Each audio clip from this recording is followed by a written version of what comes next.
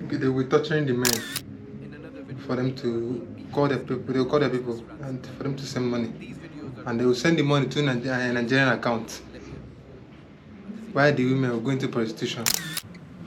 Those people are animals. They don't have a fear of God or any single humanity in them. They will do anything to make sure they get their money. We moved with Ilos. We were like 6 Ilos. But only 3 arrived. 3, I don't know, they lost their way.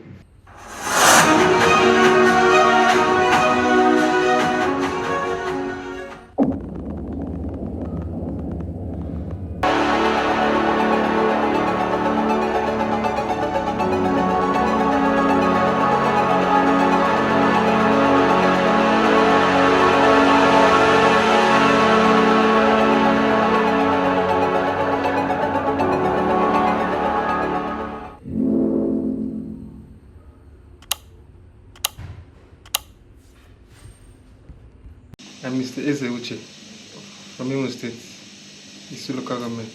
How old are you? I'm 29. Please, could you tell us how you began to do keke, commercial riding, in Aba? I started 2 years ago, that was 2021. I was looking for something to do because what I was doing before, I was sewing. It wasn't giving me what I needed, so I had to look for something else. I was sewing underwears, boxers, that's what I was doing. It wasn't giving me not much. The income was so low. The first time, this is my second cricket I'm riding now. The first one was someone's son. I was driving as purchase, but due to this nature of the machine, the agreement we didn't end well, so I had to take another one. That was last year. I met my auntie. I told her I'm interested in the business, so she then connected me to someone, which gave me the gift. Are you married? No. Do you live alone? Yes. It was just myself. I couldn't be. I wasn't able to pay my bills. That was why. So now, how many years have you been riding keke? This is 2 years now. 2 years. Since 2000 and again? 21. 2021. Yes. Okay. I don't know what to say exactly, but it's more preferable than the other one I was doing before. How much do you earn in a day? Yeah. 8,000. 8,000. Yes. After fueling? Yes. But she got me 8,000 times. Let's say I just 40,000 A week? a week. After expenses? Yes. Okay. When I started in here, I worked from Monday to Monday. Now, I only work from Monday to Saturday. Sundays, just in the evening. The Mondays I don't work. You don't work on Monday because of what? Because I sit at home. Okay. The keke you're riding is on? Yes, I purchase. The time I start from 6 o'clock in the morning to 6:30 because of the ban on tricycle riding in Aba. There's nothing like that for me. I don't have break time. My last break is whenever I'm hungry. I go eat. Oh. I make 8,000 a day. It's a normal on a normal day. After Expenses, I come with 8,000 on a normal day. If it's a bad day, sometimes you get 4,000. Unlike you just finish this cashless polish everything. Most times when I come back home, I won't miss 1,000. How? There's no work. I service the machine every Monday. Okay, every week? Yes, in a week, every Monday. Wow. And then, how is the job? Do you like it? Not really. Why? I'm not supposed to be driving keke at my age now. Due to the circumstance of the country, that's what I made me to the manager for now. Some people here, when I say I make 8,000 every day, will think 8,000 is big money. When the keke want to take the money, to take like 2 weeks money at the time. That's not the kind of job I want for myself. You have many ways. Unlike the machine I'm driving now, doesn't have any license. I don't have a driving license. Papers are not correct. Whenever police catch you in the way, they must collect something from your hand. It's not that easy. One, it's not my own. Unless when I finish driving it, that'll be when I go for that. When I'm talking about paper, I'm talking about insurance and some other paper. I can't recall for now. If you check all the OKKs that's in Aba now, if they are like 100, 99.9 doesn't have papers. It's a set, it's a new one. I don't know because I've not done it before. Work is more like a tout work. That's not the kind of job I wish for myself. Though, if I'm to say something, I will say, do you have any certificate? I don't have any certificate. I'm not a graduate, but I wish more.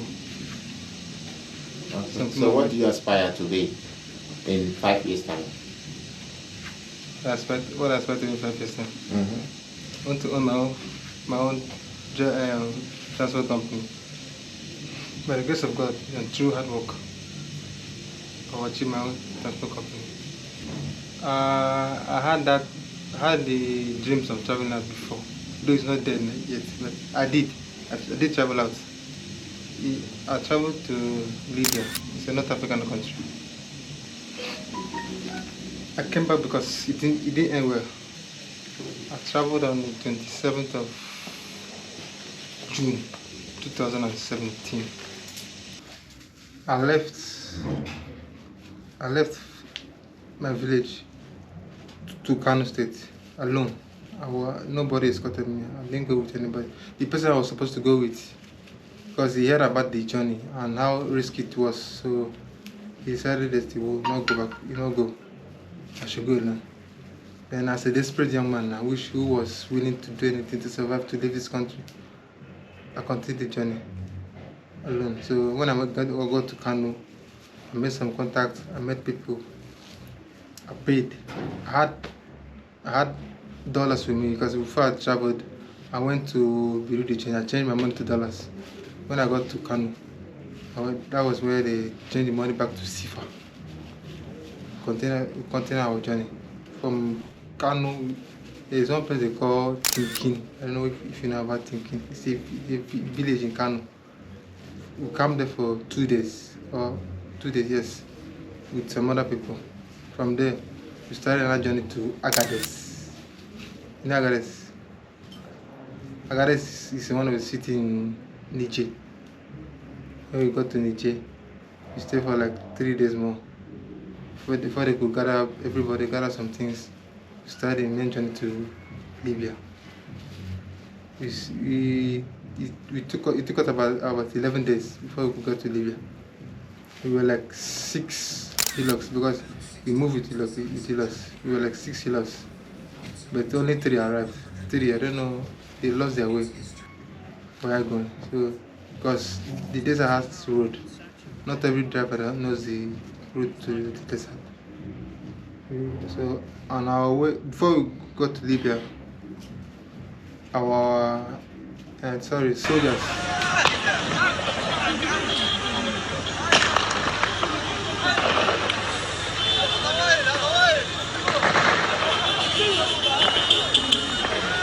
Soldiers intercepted and they took us back again to Niger. So because it's an illegal journey.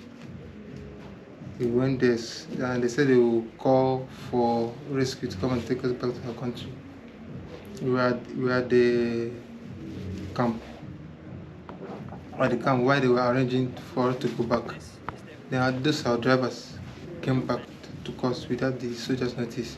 That's why we continued the journey to Libya. So when we got to Libya, I was kidnapped. I was sold to some other people else. I didn't know. Who sold you? The driver sold us.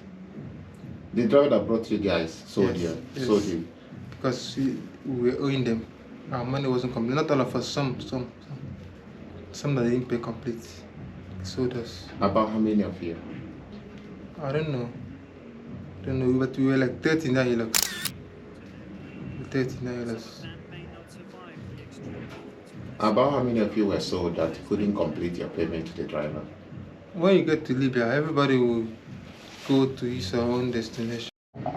They sold it to some people, and the people that bought it was our fellow Nigerians. The man that bought us was a Benima. The way they get their money back is through torturing. They will torture you, collect people's number over there, call them, they'll be torturing you, you'll be crying, and the people will hear your voice, they will tell them how much they will pay. Why the girls? Why the girls? They will go into prostitution for them to get their money back. They will be torturing the men for them to call their people. They will call their people and for them to send money, and they will send the money to a Nigerian account. Why the women will go into prostitution? Those people are animals. They don't have the fear of God or any single humanity in them. They will do anything to make sure they get their money. They will flog you. They will hit you to the wall. They will electrocute you. Just anything you can name of. You're flogging me with a big pipe in my back. Sometimes they can really kill you there without nobody asks about it. I was there for about 1 month and about a month, close to 2 months. They will electrocute you, they will flog you, and if you try to run, they will kill you.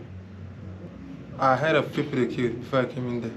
And I also saw one boy that shot in the leg who tried to run. He was there for like many months before I came. The bullet was still in his leg. I fell sick, and they tried everything possible to revive me, get me back to normal, which seemed abortive. So they took me to hospital, they abandoned me there, and they went away. My people paid some money, so when they dropped me off in the hospital, they didn't come back again. They were still calling my people to send money with another person's voice.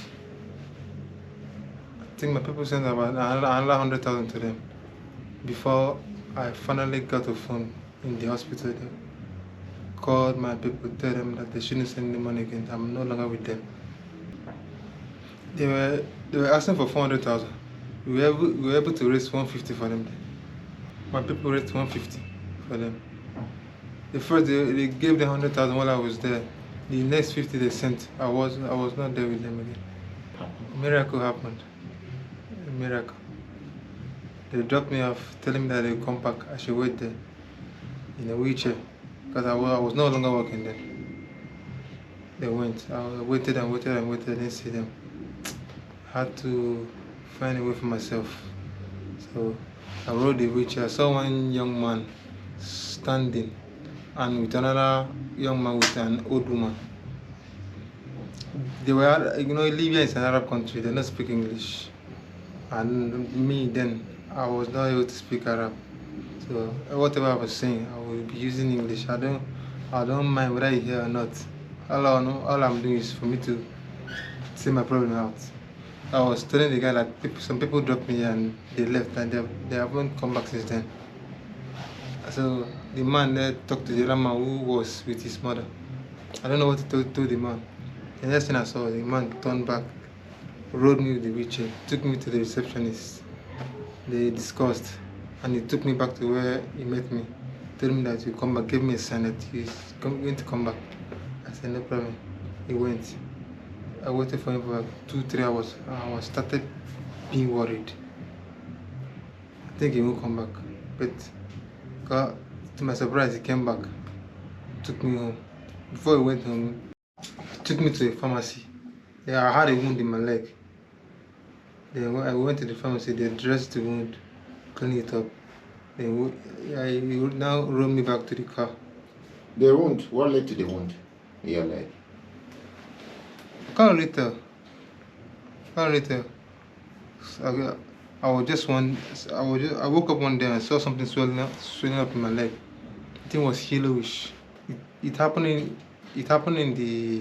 with this under captivation. Under captive, yes. While I was under captive. That was why they took me to the hospital now. something swelled up in my leg. I could no longer walk again. He did everything possible. He gave me drugs. It didn't work. So that was why they took me to the hospital. So when after dressing the wound, the man rode me back to his car, drove me home. So he gave me water to bathe. I went to the bathroom, he gave me food, gave me fruit. I feel relaxed. And the next morning, he took me back to the hospital and admitted me there. Left and never came back. I stayed there for about 4 months. I was living in the hospital. Nobody to come visit. No friend, no family, no relative. I was only surviving through the food the hospital do give me and some other patients who comes around. When they see me, ask nurse what's the problem, the nurse will explain to them. They will give me food, some will give me money. That was how I survived. I came out of the hospital through a fellow Nigerian who came to us, who was admitted there because he was stabbed with a knife by his wife. So when we were in the same ward together, so when he saw me, and he was the first Nigerian I've ever seen after I left that captivity. So I explained everything to him. He promised to take me back to his home when he fully recovered, which he later did. Before the man came, there was this organization that came.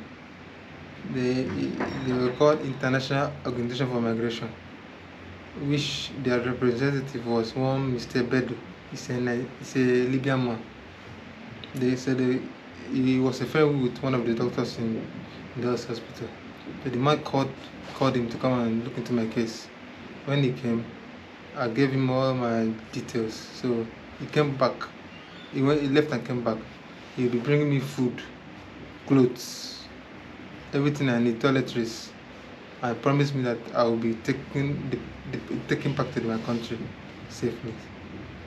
So when I saw the Nigerian man, I was still interested in staying back. So I had to go with the Nigerian man and forget about the deportation. Because the man told me that he would take care of the leg and the leg will heal. So I can still stay back in the country. I had to go with him and leave the man. So when I got to his house, I lived there. He called a nurse to come treat the wound, but the nurse tried her best, but the thing he wasn't responding to any treatment. How I left his house was because he was a burger. There's anybody that brings people to my country, they call him burger. There was this Igbo man he brought to the burger, and the man and this Benin man, he was a Benin man. He had anger issues. When he's angry, he can do anything. So when we were living there with him. He had issue with that Igbo man he brought to his house. So the man reported him to the church members. And when he came back home, he said the Igbos are bad people, that they are not appreciative. For that, since I'm an Igbo man, I should leave his house. He threw me out of his house. That was a bad experience.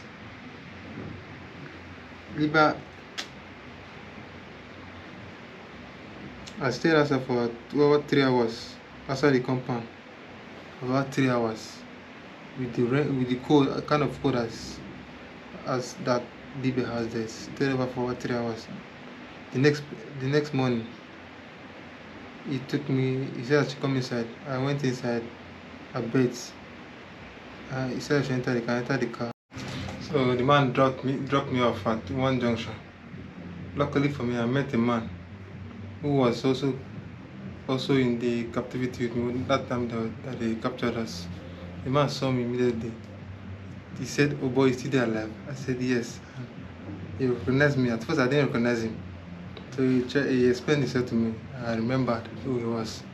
He promised to take me to where he stays. After a while, and I waited one side for him. After he rounded up, he took me to where he stays. and where he stays was owned by an Igbo man.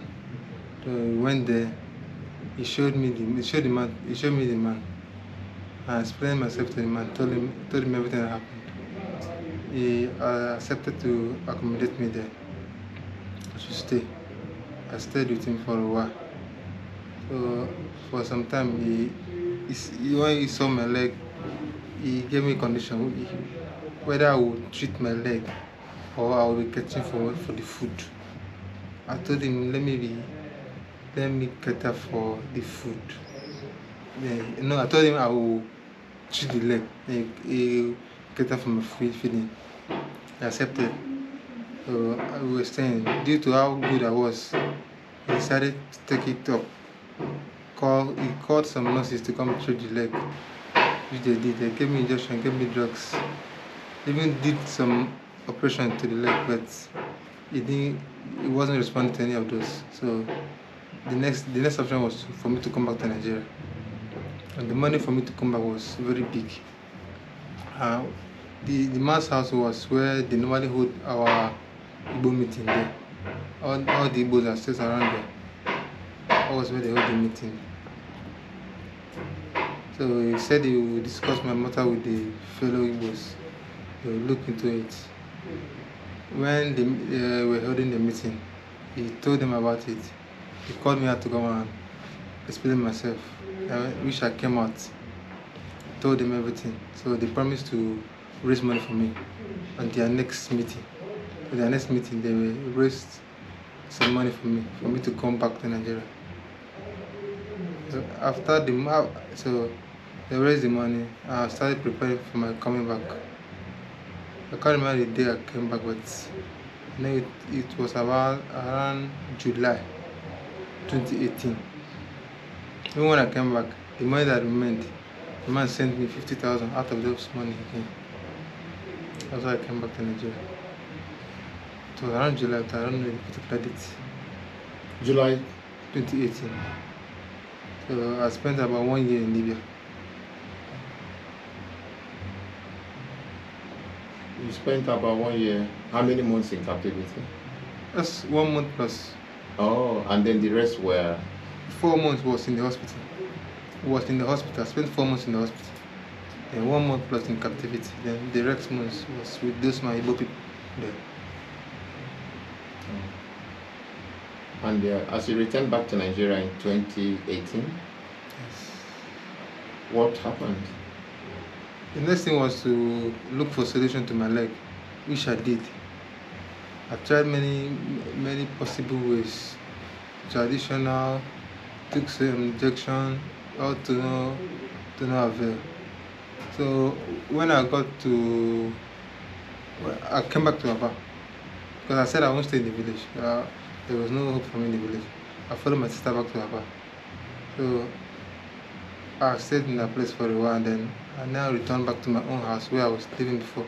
My junior brother was staying there also. I returned there. I was using the leg to walk because they don't want to feed me now. I live alone. I have to pay my bills.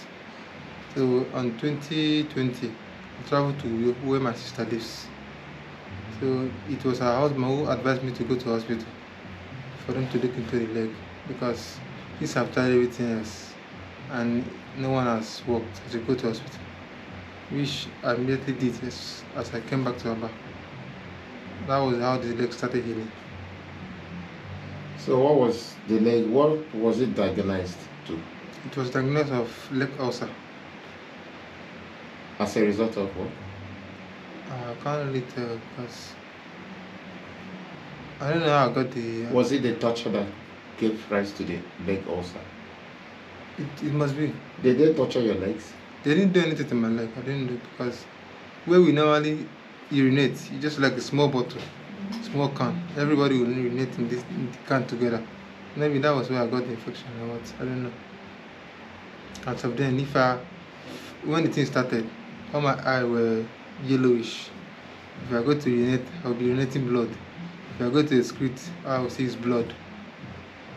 That was how the thing started. 2 years. It took 2 years for it to start healing.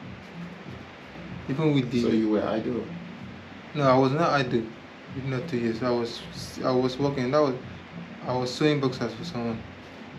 Okay, you went back to Yeah, that's what I was sewing. doing. But not everybody agreed to employ me because of the leg. It was dripping. Okay, that was when you started sewing boxers. No, I returned, but that was what I was doing before I traveled. Returned back to it. Not everybody agreed to employ me because of my leg. Okay, so after the boxer, you now upgraded to Yes. what gave rise to the keke? Back to keke. After the boxers, then the leg I started healing. I could use it to do something else, so I decided to go into keke business. Okay. Though it has not fully healed now, but it will soon be well. Okay.